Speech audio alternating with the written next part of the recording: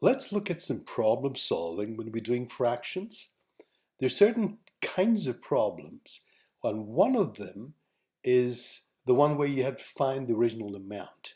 Now, what does it mean, finding the original amount or the old amount? Let's give you a very simple example. Suppose this is a certain quantity of something. We still don't know what it is, but 3 times whatever was inside will increase this old amount or the original amount to the new amount. Now, if I told you that the new amount contains 12 glasses, so what was the original amount? 3 times the original amount of glasses produces 12 glasses. Then how do you find what the original amount is? Now, I know you know 3 times 4 is 12, but how do you get 4 given that this is 3 times and this is 12? Well, if you go backwards, you have to decrease it 3 times to get back the original, isn't it? And to decrease it 3 times basically means to divide it by 3. So the new amount, if you decrease it back 3 times, you'll get the original amount, which would be 4. Got the idea? So 12 was the new amount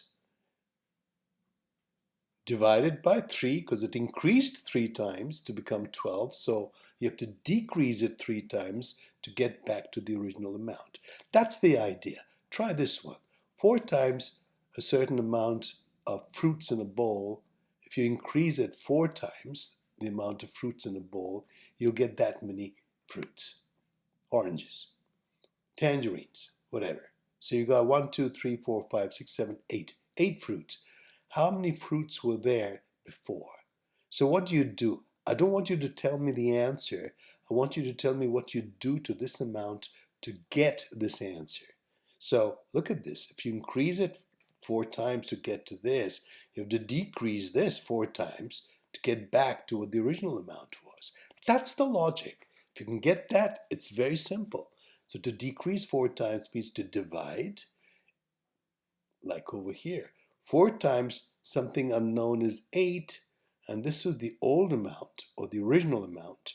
Then to find the original amount, you divide 8 by 4 because you have to decrease 8 by 4. So if it's decreased 4 times, divide it by 4, and you'll get the answer 2. That's how it works. That's the logic. So what about here? 3 times the original amount is 12. That means the original amount was increased 3 times to make it 12. So how do we get back the quantity in the original amount? Well, we decrease 12 3 times. It means divide by 3, and we'll get back the original, which would be 4. Okay, you got it? So you need to tell me what you do to get the answer. 5 times the original amount is 20. That means this is increased 5 times. That's what goes over there. And what will go over there? Decreased 5 times. And then what do you do to 20? Divide it by what? 5. And the answer would be 4. Just get the math behind it. Don't do it like with your tables, okay? Get the math, get the logic and the reasoning. That's very important. Okay, what about this one? What do you do here? Increased how many times? 9 times, very good. So what will you do to 45? You'll decrease it how many times to get back to the original? 9 times, very good, which means you have to divide by 9. So you divide it by 9, and the answer is very good. Another one. Okay, here's your question. Tell me, what do I write here? 8 times, very good. Then what do I write here? Divided by 8, because we have to go backwards. What do I write here? Divided by, what number there? 8. And the answer is 8. Great. You get the idea. So, If you want to do it shorter, 45 divided by that number, and you'll get the answer, which you probably knew anyway. So 64 divided by this number, and you'll get back the original, which is 8. Okay, so 9 times what is 45? Well, 45 divided by this 9, and you get back the original. What about this one? The answer is 7, of course, because you divided by 8. Answer is divided by 12, and you get the answer 8. There, it's quite straightforward. I have some money in my purse. If I increase it 3 times, I would have $45. How much money do I have in my purse? Simple enough question. So if you have some money in the purse, this is the original money you had. I increased it 3 times. That means 3 times this amount is equal to 45.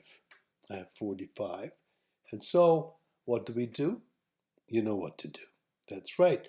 Most of you have the answer. The answer is 15. Not complicated at all. Now, let's use this in fractions. Half of something is 6. This is the original amount, and half of it is 6. Let's show it to you. Half of how much is 6 televisions?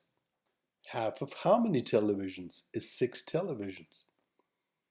Now notice, this is taken one equal group. One equal group makes 6 of them. So how many were there altogether before that? We use the same rule here. Each group has 6 televisions, and there are altogether 2 groups. That's the total number of groups we split the original number of televisions into. So 2 groups of 6, that would be this. 2 groups of 6, so you do the same thing, 6 divided by this number, half, which is 6 times 2, and the answer would be 12. Do you get it? Let's try one more with numbers. Half of 12 is 6. We've checked it. The answer is correct. But let's try another one. 3/4 of what is 6? So 3/4 of how many carrots makes 1, 2, 3, 4, 5, 6 carrots? Well, 3 portions make 6 carrots. That means each portion is bound to have 2. And we have 3 portions. And altogether there are 4 of them. 4 portions of 4 equal groups. So take another equal group here. Now notice this is what we did here. Let's go back. 3/4 times something is 6. It's just like with regular numbers. What will be this number? Well, if you divide this by this number, flip it over, and then find the answer, you'll end up with 4 groups, and each group has 2 carrots, so 2 times 4, and the answer is 8. So the original was 8 carrots. That's what you're learning to do here. So 3/4 of how much is 6? Well, 6 divided by 3/4 is 8. So stay with that idea, and we're going to turn the wheels a little further and faster and move forwards. Right now, you're just getting to understand the concept from the fraction point of view. The idea is the same as with whole numbers. So we'll move on to part 2 of this exercise. Have a good day. Bye-bye.